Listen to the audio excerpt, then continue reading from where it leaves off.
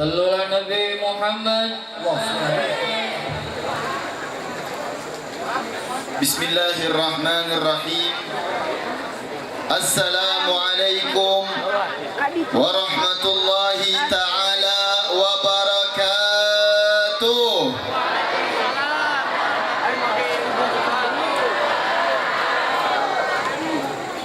Yang jawab kayak 10 orang. Aku mau minta nambah makannya. Kurang ya? Kurang apa cukup? Kurang apa cukup? Kurang, nanti minta dibungkus ya. Suruh bawa pulang sama panitia. Kita ulang sekali lagi salamnya, mengharap rahmat Allah Subhanahu wa taala, yang jikalau salam kita berbarengan dengan salamnya para malaikat Allah, maka akan mendatangkan rahmat Allah Subhanahu. Assalamualaikum warahmatullahi taala wabarakatuh.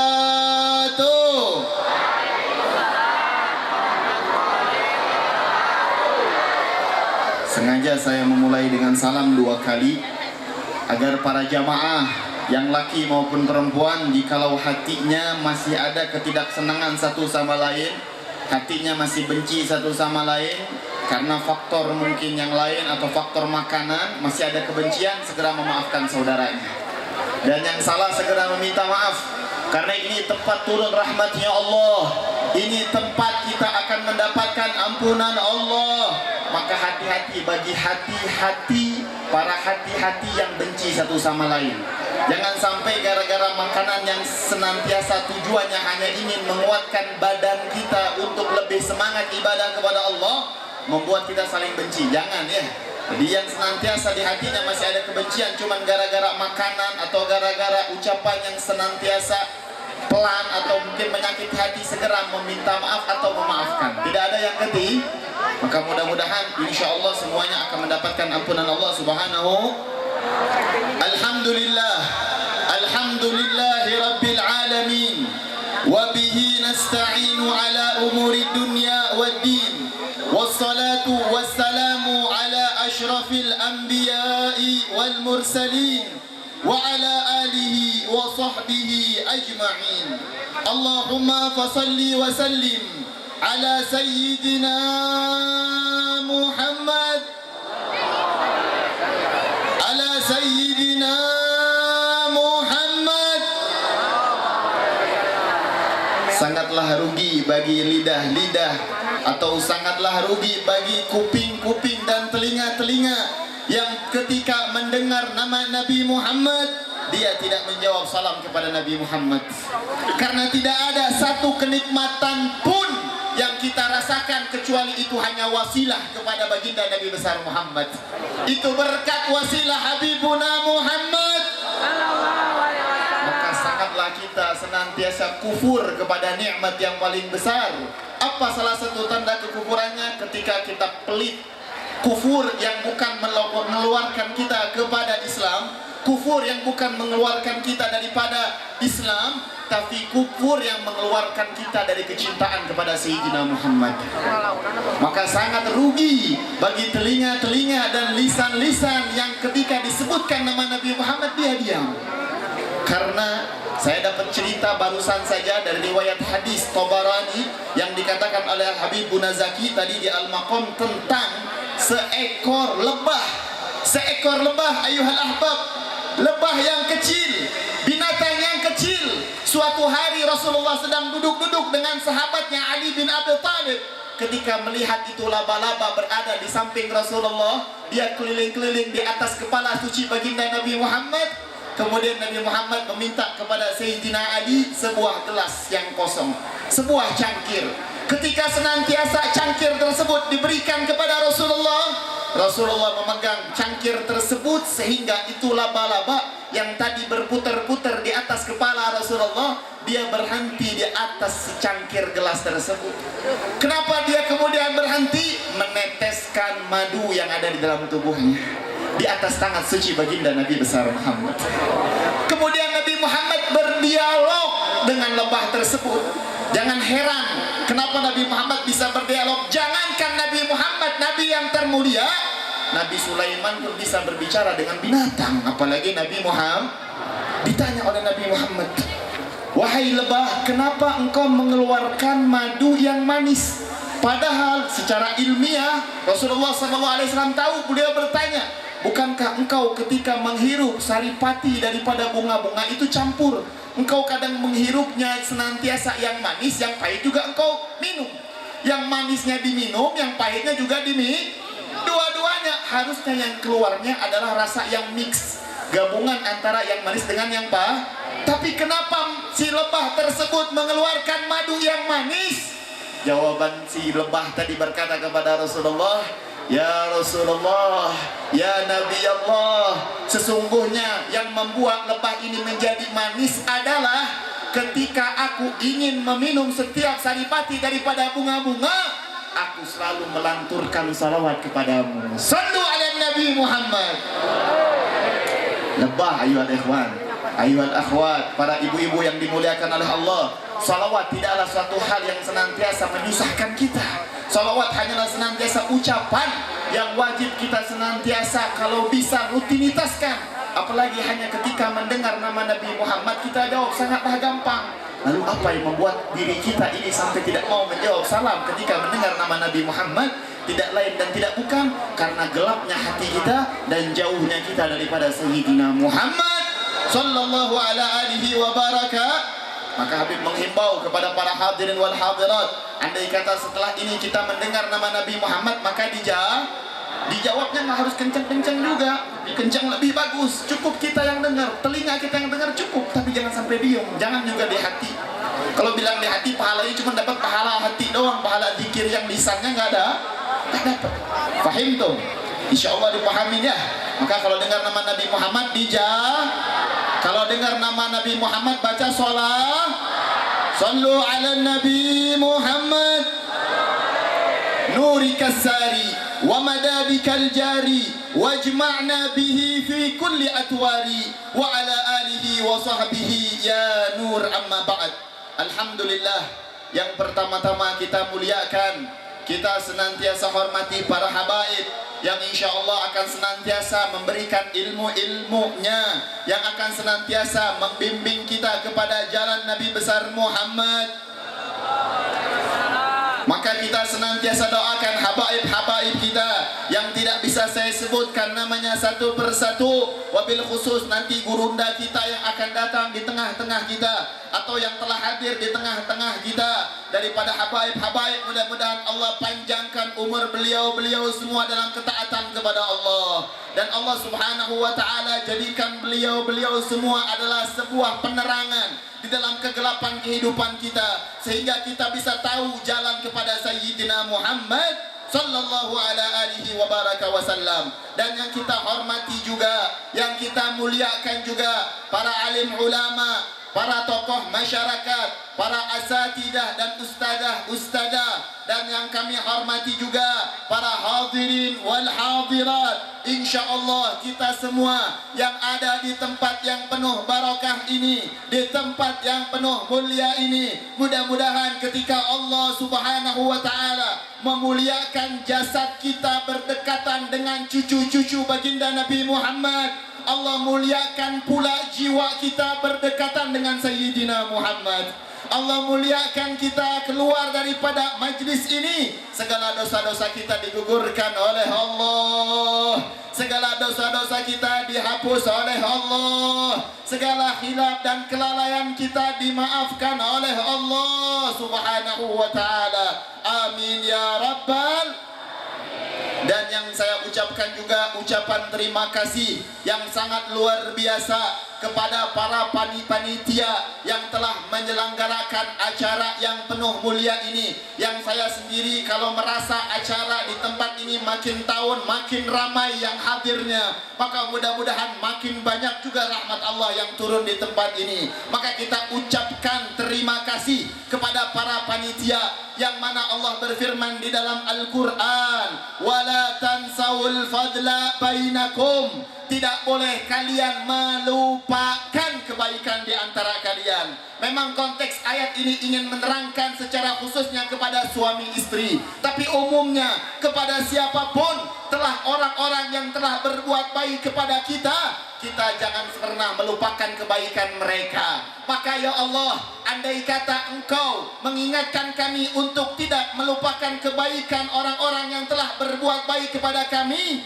maka ya Allah, malam hari ini kami mengharap jangan Engkau lupakan kebaikan para panitia-panitia yang berkat mereka lah kami yang duduk di tengah-tengah majelis yang penuh barakah ini mendapatkan ampunan-Mu. Berkat mereka para panitia, kami insya Allah mendapatkan pengkabulan hajat-hajat kami. Kami akan sembuh insya Allah dari penyakit-penyakit kami berkat para panitia. Maka ya Allah, ampunkanlah dahulu dosa para panitia, kabulkan hajat para panitia, sehatkan badan para panitia. Panitia siapapun ya Allah yang mau di jalan, yang menertibkan jalanan, yang di dapur bagian yang masak, yang di panggung yang menertibkan sound system dan lain sebagainya. Tapi puncak daripada itu semua ya Allah, beri keberkahan yang luar biasa kepada Sahibul Bait ya Allah, Ahmad Sulaiman Kurdi beserta keluarga besarnya, ayah dan ibunya, bahkan keluarga besarnya. Lindungi keluarga ini dalam ketaatan kepadamu ya Allah. Luaskan rezeki mereka semuanya ya Allah. Jadikan keturunan-keturunan daripada keluarga Sahibul Bait adalah keturunan yang akan menjadi penyejuk mata bagi kedua orang tuanya dan akan menjadi penyejuk mata bagi Sayyidina Muhammad sallallahu alaihi wa baraka wasallam. Amin ya rabbal. Para hadirin wal hadirat yang dimuliakan oleh Allah, sebentar lagi mungkin kita akan kedatangan habaib dan juga guru-guru kita semua. Maka dari itu Habib tidak panjang lebar di tempat yang penuh mulia ini. Saya hanya akan senantiasa mengingatkan bagi yang sudah ingat dan memberitahu bagi yang belum tahu. Apa itu Habib? 2 poin. 2 poin penting di dalam masuknya bulan Rajab yang harus senantiasa kita jadikan. 2 poin tadi adalah landasan kita untuk menjadi pribadi yang lebih baik dan untuk senantiasa kita menjadi orang yang menduduki surganya Allah di dalam surga Firdausil A'la. Amin ya rabbal. Berapa poin? Jangan banyak-banyak, sebetulnya banyak, tapi Habib ringkas 2 poin saja sehingga pulang ke sini bawa ilmu. Kalau ke sini cuma hadir barokah, betul kita akan mendapatkan keberkahan, tapi keberkahan yang paling besar ketika kita pulang kita bawa ilmu. Itu keberkahan yang paling Maka ketika kita senantiasa masuk ke dalam bulan Rajab, kita akan diingatkan dengan kejadian Isra wa Mi'raj baginda Nabi besar Muhammad.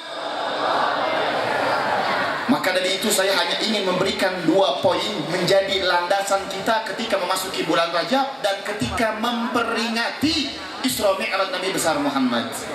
Yang pertama, sebetulnya 2 poin ini saya mendapatkannya daripada ulama-ulama guru-guru kita di daerah Indonesia, wabil khusus tempat saya belajar di Sukabumi atau di tanah Yaman. Mereka senantiasa ketika membeberkan cerita Isra wa Mi'raj, kalau saya jelaskan cerita Isra wal Mi'raj Nabi Muhammad satu persatu, maka nanti adzan subuh datang, ceritanya belum selesai. Maka saya hanya ingin memberikan 2 poin landasan saja apa yang harus kita senantiasa lakukan ketika kita senantiasa mendapati acara Isra wa Mi'raj baginda Nabi besar Muhammad atau ketika masuk bulan Rajab. Cerita ini atau 2 poin ini saya dapatkan daripada penolakan orang kafir Quraisy. Ketika Nabi Muhammad diperjalankan dari kota Mekah ke kota Palestina atau daripada Masjidil Haram ke Masjidil Aqsa, kemudian naik ke tingkat 7 langit paling tinggi, Nabi Muhammad ceritakan cerita yang spektakuler ini, cerita yang menakjubkan ini di hadapan kaum-kaumnya pada pagi harinya. Lalu kaumnya tersebut senantiasa menolak pernyataan Sayyidina Muhammad.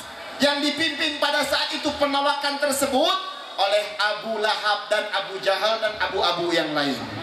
Dia menolak tentang pernyataan Isra wa Mi'raj baginda Nabi besar Muhammad. Nabi Muhammad dikatakan gila, Nabi Muhammad dikatakan asatirul awalin, hanya pembuat cerita-cerita terdahulu, dongeng saja. Nabi Muhammad dikatakan penyihir, cuman gara-gara Nabi Muhammad menyampaikan apa yang beliau dapati daripada Allah Subhanahu wa ta'ala. Dari penolakan orang kafir Quraisy ini kita dapat 2 poin. Poin ini yang saya katakan menjadi landasan kita untuk kita bisa menerima Isra wa Mi'raj baginda Nabi besar Muhammad. Yang pertama, kenapa abu-abu yang ada di zaman Nabi Muhammad dia menolak kabar Isra wa Mi'raj Nabi Muhammad? Kenapa mereka menolaknya? Yang pertama, karena mereka tidak mau mendapatkan ilmu. Mereka tidak mau mencari ilmu. Mereka tidak mau membaca. Mereka bodoh daripada pengetahuan. Bukan karena bodoh tidak mampu, mereka malas dan sombong sehingga mereka tidak mau mencari kebenaran tentang Isra wa Mi'raj baginda Nabi Muhammad. Padahal pada zaman tersebut sudah menyebar cerita-cerita orang-orang terdahulu tentang kejadian-kejadian yang spektakuler, yang luar biasa, seperti kejadian Ashabul Kahfi dan lain sebagainya. Andai kata mereka orang-orang yang pada zaman Nabi mengatakan Nabi gila, mereka sedikit membaca, mereka sedikit mencari tahu tentang kebenaran Isra wa Mi'raj, maka mereka akan menemukan di dalam Al-Quran Allah tuliskan cerita Nabi Allah Sulaiman alaihi salatu wassalam. Nabi Allah Sulaiman, kenal Nabi Sulaiman? Ibu-ibu kenal Nabi Sulaiman? Hebat, kenal cina. Di Gada Bangkong hungkul Habib tahu. Cuman di Gada Bangkong Habib lihat ada orang kenal Nabi Sulaiman. Ajib, luar biasa. Kenal ya? Tahu bukan kenal ya. Kalau kenal mah sering ngobrol gitu ya. Masya Allah. Nabi Sulaiman itu kita kenal dengan Nabi yang bisa berbicara dengan jin, memiliki pasukan daripada kalangan jin, binatang dan lain sebagainya daripada makhluk Allah. Betul? Pernah dengar cerita Nabi Sulaiman? Pada suatu hari ketika Nabi Sulaiman mau kedatangan tamu besar ke kerajaannya berupa Ratu Balqis, Nabi Sulaiman senantiasa ingin tahu bagaimana singgasana Ratu Balqis. Ditanya oleh Nabi Sulaiman kepada umat-umatnya atau kaumnya pada saat itu, ya ayuhal mala, wahai perkumpulanku, wahai jamaahku. Apa kata Nabi Sulaiman? Siapa yang bisa mendatangkan dari kalangan kalian kerajaan Ratu Balqis, sehingga sanahnya Ratu Balqis, kursinya Ratu Balqis di hadapanku? Faqala ifritun minal jin. Berkata nih ada ifrit dari kalangan jin. Naon cek ifrit teh? Kata ifrit teh, ya Nabi Allah Sulaiman, aku akan datangkan kerajaan atau singgasana Ratu Balqis sebelum kau berdiri dari tempat dudukmu. Waktunya cepat banget, singkat. Aku akan datangkan sebelum kau berdiri. Kata Nabi Sulaiman, terlalu lama masa itu.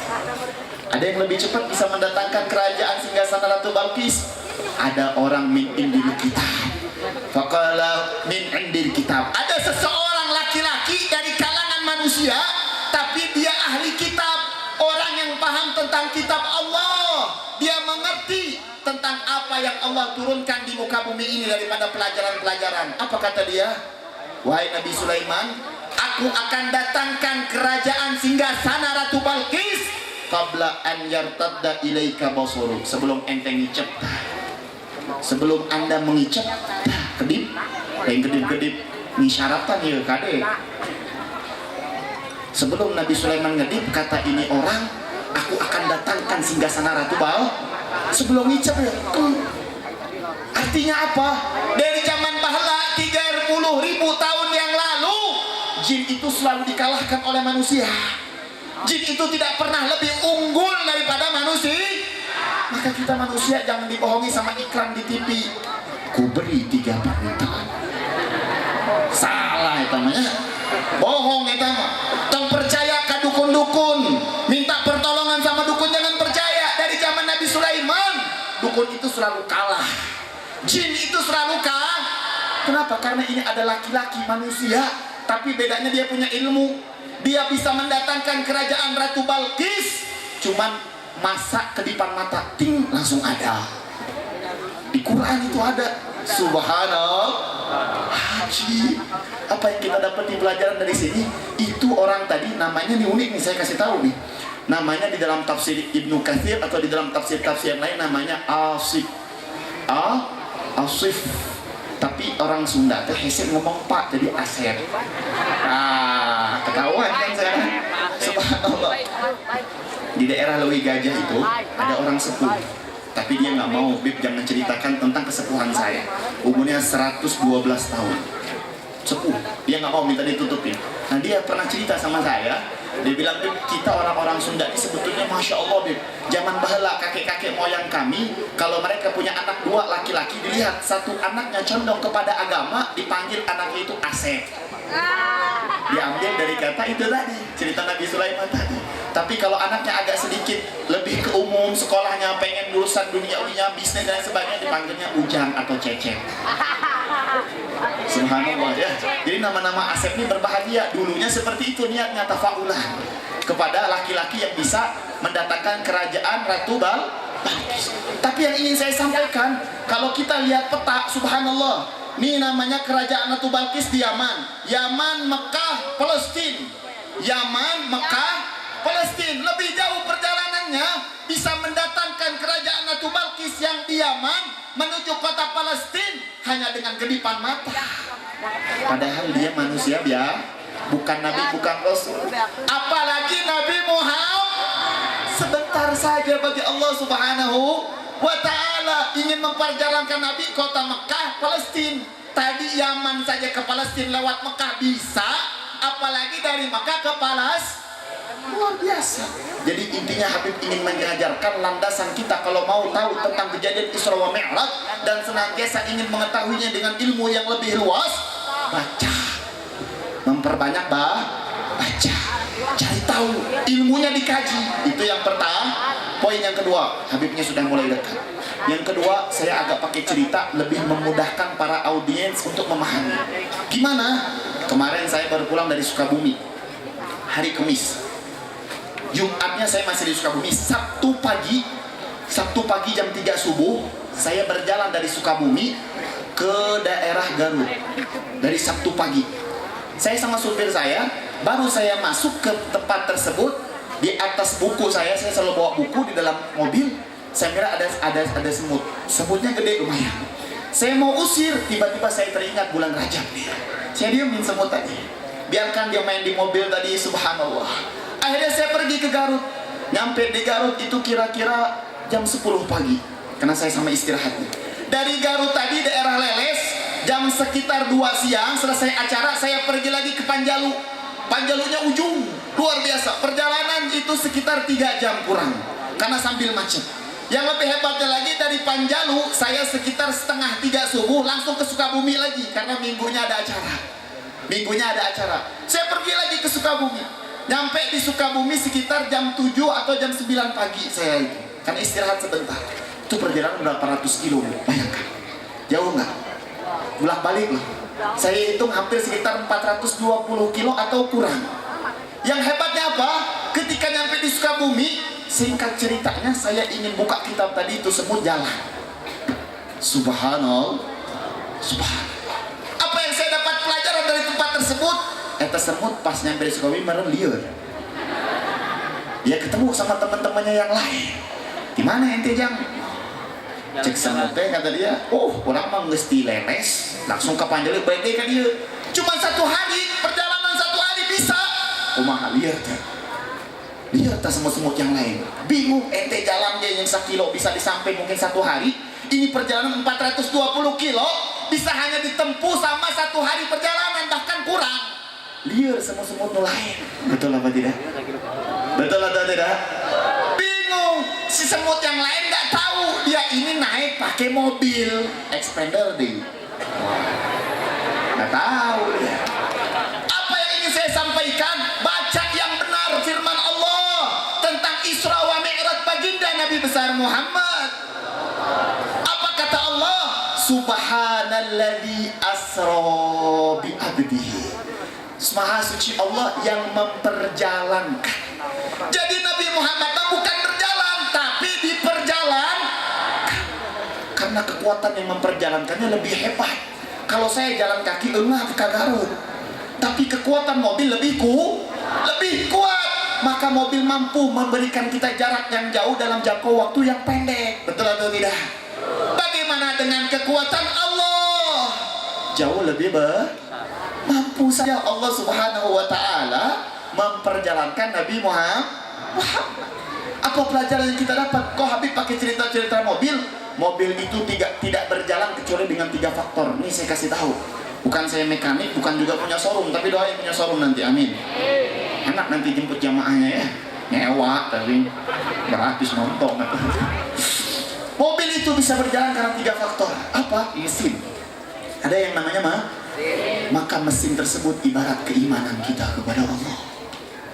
Itu orang kafir gak percaya sama Nabi Muhammad karena dia tidak beriman bahwasanya yang memperjalankan Nabi Muhammad adalah Allah, bukan yang lain. Betul?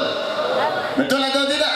Kita harus punya iman yang kalau kita mendengar cerita nanti daripada Habib Zaki, daripada Habib Hanif atau ulama-ulama yang lain, kalau mereka sedang menceritakan Isra Mi'raj Nabi Muhammad, jangan dipikir pakai akal tapi pakai iman.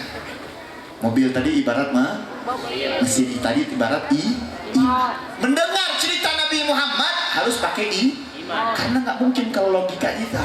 Betul. Tapi kalau tadi semut yang lain dia misalkan tahu bahwasanya pakai mobil, ya hilang tadi. Abu Lahab nggak pernah naik mobil, naik ontake kadang labu wae. Begitu. Mereka tidak mempercayai. Itu yang pertama, mobil bisa berjalan gara-gara Yang kedua, mobil bisa berjalan karena keseimbangan ban. Betul atau tidak? Ini Habib mau kasih tahu, ini tauhid, ini besar ini. Sekarang banyak orang yang mengagumkan mobil. Bib, mobil ini bagus nih, Expander, ada Ferrari, ada Alphard, wah hebat. Sehingga ambisi manusia ingin mencari kerja sampai 24 jam, tujuannya ingin beli mobil. Padahal mobil itu kalau sudah dibeli, bannya nggak senantiasa berjalan atau bocor, mobil bisa jalan nggak? Yang membuat ban bocor tadi bisa senantiasa berjalan apa? Diisi dengan angin milik siapa? Allah. Kenapa yang diagungkan mobilnya bukan anginnya? Karena tauhid kita kurang, pengetahuan kita kepada Allahnya kok nggak ada satu teknologi pun yang tidak mengingatkan kita kepada Allah Subhanahu. Ini handphone nih yang sampai didewa-dewakan sama anak muda, saking ngedewainnya ke kamar mandi pakai handphone. Di mana-mana dicatat, dipegang, main game luar biasa. Bib, hebat ini handphone Bib. Saya bisa berteleponan sama orang di luar negeri di sana. Saya bisa bersilaturahmi dengan orang yang di luar kota. Padahal saya di daerah Gedo Bangkong, tapi saya bisa bersilaturahmi dengan orang yang ada di Cina. Nanyain corona. Wah hebat Bib, hebat luar biasa handphone ini. Saking mereka menghebatkan dan mengagungkan handphone, mereka melupakan. Habib mau kasih tahu, ini Ahmad Kurdi Sulaiman, saya pinjam namanya. Kalau saya kasih dia HP seharga 50 juta, pulsanya 30 juta, tapi na'udzubillah min dzalik, Allah hilangkan pendengarannya. Kira-kira ada yang itu? Berfungsi nggak handphonenya? Misalkan na'udzubillah mata kita dibutakan oleh Allah, bisa nggak video call? Yang hebat produk Allah apa produk manusia? Kenapa yang dimuliakan manusia bukan Allah? Tauhidnya ada ma'rifah. Kenapa nggak ada ma'rifah tadi? Yang pertama poinnya nggak ada ilmu, kita belum punya. Maka harus dilandasi dengan ilmu. Jadi harus ada tadi mobil keseimbangannya dengan ban. Maksudnya bantu apa Beb? Kalau kita sudah mendapatkan keimanan dengan mendapatkan kabar Isra Mi'raj, harus ada yang menyeimbangi keimanan kita. Dengan apa? Duduk dengan para ulama. Ulama tadi ibarat ban mobil menyeimbangkan kita. Dia yang akan senantiasa membuat iman kita ini benar atau tidak dengan mereka. Mereka yang menyeimbangkan kita di dalam berjalan menuju Allah Subhanahu. Satu lagi terakhir, yang membuat mobil itu berjalan selain mobil dan selain mesin dan ban adalah ben 100 buat ibu.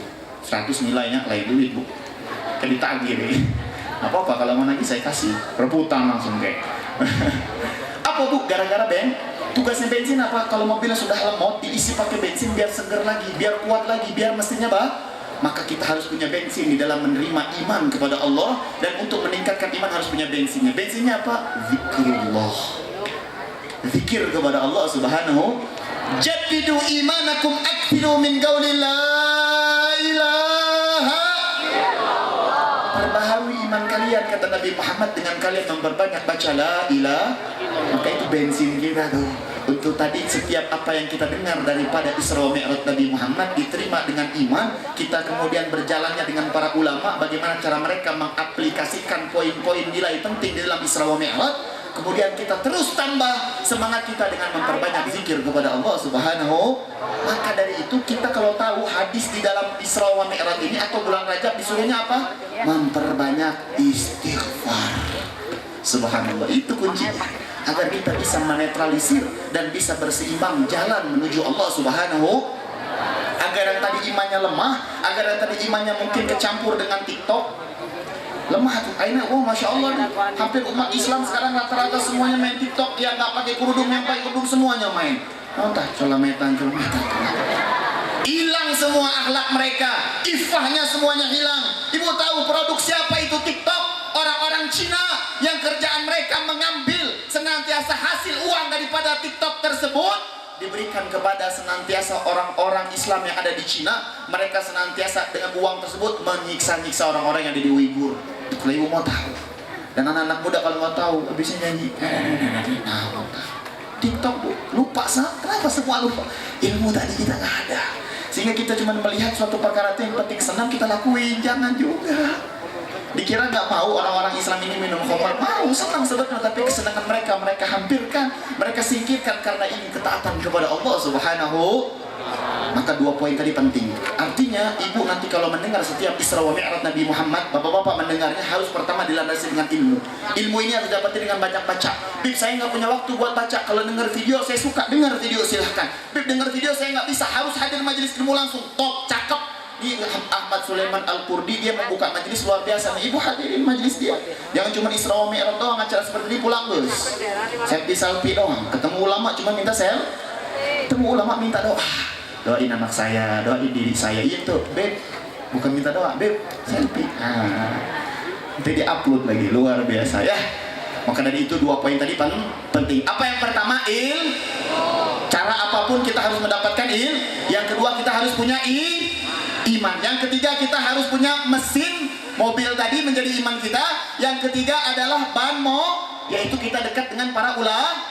Yang ketiga bensin. Apa bensin tadi? Zikir kepada Allah Subhanahu. Kalau kita punya 4 poin ini, atau dari 2 poin dari menghasilkan 4 cabang ini, maka insya Allah kita betul-betul akan mendapatkan pelajaran yang besar. Kita akan mendapatkan poin yang ketiga, yaitu arti Isra wa Mi'raj Nabi Muhammad sesungguhnya kepada Allah Subhanahu. Sengaja saya nggak kasih tahu definisi Isra apa, Mi'raj apa, cerita-ceritanya apa, karena nanti ulama-ulama yang lain banyak akan memberitahu, tapi harus dilandasi dengan 2 poin yang tadi saya sampaikan. Kalau 2 poin tadi nggak ada, cerita yang kita dengar cuma masuk kuping kanan, keluar kuping kiri.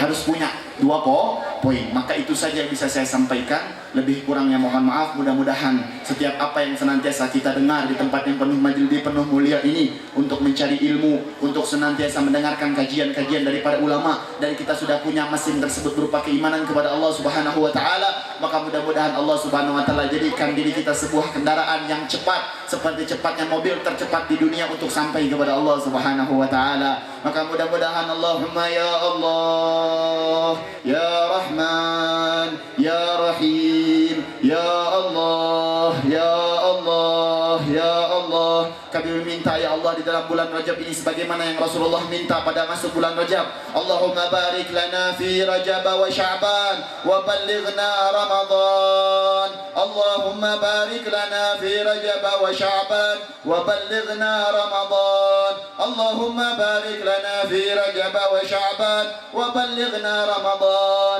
Ya Allah, kami telah mendengar Nabi Muhammad SAW mengajarkan kepada para sahabat-sahabatnya, dan sahabat mengajarkan kepada tabi'in sampailah kepada kami tentang doa yang penuh mulia ini ya Allah, yang mana isi doa tersebut senantiasa mengajarkan kita untuk selalu meminta keberkahan kepada Allah di dalam setiap masuk bulan Rajab dan bulan Sya'ban, dan bagaimana doa ini menggambarkan tentang kerinduan Rasulullah kepada bulan suci Ramadan. Wa ballighna Ramadan, dan sampaikan kami kepada Ramadan ya Allah. Panjangkan umur kami sehingga kami bisa masuk bulan suci Ramadan ya Allah. Ya Allah, Engkau Tuhan yang maha kasih sayang ya Allah. Andai kata kami memiliki Tuhan selain Allah, maka saat ini tidak ada satu sama lain antara umat muslimin yang mau duduk beramah tamah, mau senyum satu sama lain. Kalau bukan Tuhan kita Allah, pasti aib-aib kita sudah dibuka. Yang semalam mungkin ada melihat porno, yang semalam mungkin minum khamar, yang semalam mungkin berganja, temannya akan tahu kalau bukan Allah yang menutupnya. Maka ya Allah, sebagaimana Engkau menutup aib kami satu sama lain ya Allah, maka tutuplah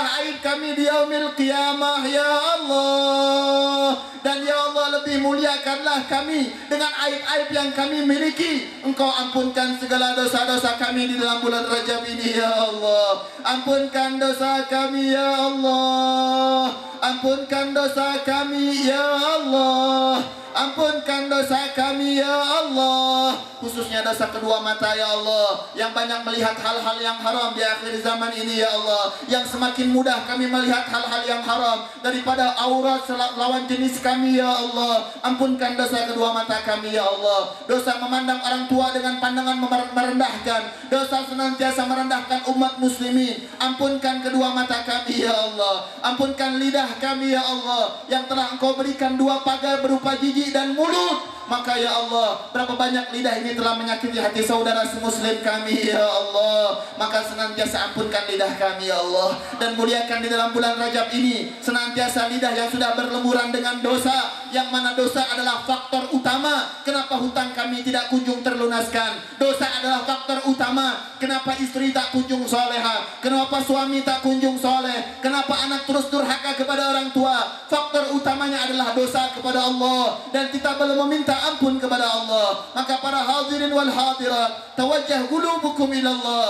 hadapkan hati kita kepada Allah. Dia mendengar doa kita, Dia melihat kita. Maka dikatakan di dalam sebuah riwayat Habib bin Maslamah, tidaklah berkumpul umat muslimin di dalam sebuah tempat, yang satu membaca doa, yang lain mengaminkan, kecuali itu adalah doa yang akan diijabah oleh Allah Subhanahu wa taala. Maka ampunkan dosa kami ya Allah, ya Allah, ya Allah. Allahumma ya Allah, la tada' lana, jangan biarkan di antara kami yang hadir di tempat ini janban memiliki dosa illa ghafarta, kecuali Engkau gugurkan dan ampunkan segala dosanya ya Allah. Wala hamman, dan tidaklah di antara kami yang memiliki kesumpekan daripada ekonomi, daripada keluarga, daripada perbisnisan, daripada bentuk apapun itu yang membuat kami sumpah ya Allah, illa gadaitah, kecuali Engkau senantiasa illa farajtah, Engkau berikan jalan keluarnya ya Allah, ya Allah, ya Allah. Wala hajatan, dan tidaklah yang hadir saat ini memiliki hajat ya Allah, yang mendengarkan atau yang hadir ya Allah memiliki hajat daripada urusan duniawiyah atau ukhrawiyah atau barzakhiyah, illa qadaita, kecuali Engkau kabulkan ya Allah, ya Allah. Maafkan hati kami ya Allah, ketika berdoa melantunkan nama agungmu, hati kami tidak bergetar, hati kami tidak takut, hati kami tidak merasa sedih. Tidak lain dan tidak bukan itu faktor maksiat kami yang sangat kental di dalam diri kami ya Allah. Maksiat yang begitu banyak dan begitu lalai kami untuk meminta ampun kepadamu ya Allah. Maksiat demi maksiat kami lakukan, sehingga ketika menyebut nama Allah, hati kami tidak bergetar, hati kami tidak takut. Maka ampunkan dosa kami ya Allah, ampunkan dosa kami ya Rahman, ampunkan dosa kami ya Tawwab, ampunkan dosa kami ya Ghaffar, ya Ghaffar, ya Ghaffar. Karena kami Engkau muliakan memasuki bulan yang Nabi Muhammad mengatakan syahrullah Rajab, syahrullah Rajab adalah bulan Allah. Maka Engkau dikenali dengan sifat Rahman, dengan sifat Rahim, dengan sifat Tawwab, dengan sifat Ghaffar. Maka dengan kemuliaan dan keagungan nama-namamu ya Allah, jangan biarkan satu pun di antara mereka yang hadir ya Allah bangkit dari tempat duduknya, kecuali Engkau ampunkan segala dosa kami ya Allah. Ampunkan dosa kami ya Allah, ampunkan dosa kami ya Allah. Semuanya sama-sama katakan, tubna ilallah. Lebih keras lagi, tubna ilallah, tubna ilallah min jami'il ma'asi, min jami'il ma'asi والذنوب صغيرها وكبيرها سرها وعلانيتها يا الله يا الله.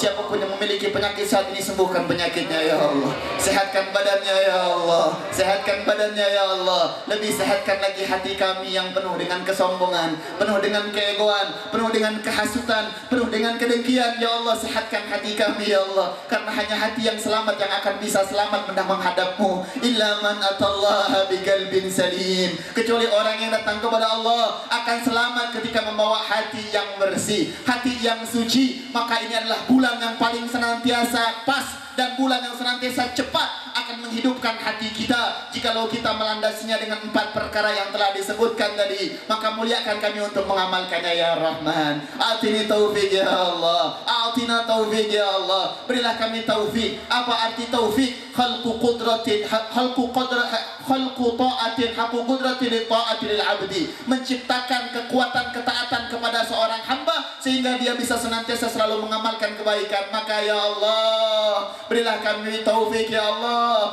Allah bi taufik ya Allah, hatta nafiqna al-haq bil fariq bi jahi habibil mustafa sallallahu ala alihi wa baraka wa sallam wa ala kulli niyatin salihah wa ala manabi aslafuna salihun wa ala manabi man yasma' bi hadhihi du'a min al-ins wal jinn wal malaika wal habaibuna al-kiram wa ala manabi jamil ustad wal asatidha wa jamil ulama al-amilina fi hadhihi al-balda wa fi hadhihi al-qarya wa ala manabi jamil hadirin wal hadirat wa ala manabi jamil masyayikhina al-kiram wa ila حضرة النبي المصطفى المعظم صلى الله على آله وبارك وسلم بسر الأسرار الفاتحة. أعوذ بالله من الشيطان الرجيم. بسم الله الرحمن الرحيم. الحمد لله رب العالمين الرحمن الرحيم مالك يوم الدين إياك نعبد وإياك نستعين اهدنا الصراط المستقيم صراط الذين أنعمت عليهم غير المغضوب عليهم ولا الضالين آمين. بسر الفاتحة وبالكرامة الفاتحة وبالموجزة الفاتحة ولمن أنزلت عليه سورة الفاتحة. ربنا آتنا في الدنيا حسنة وفي الآخرة حسنة وقنا عذاب النار بفضل سبحانك اللهم وتحيتهم فيها السلام وآخر دعوان الحمد لله رب العالمين.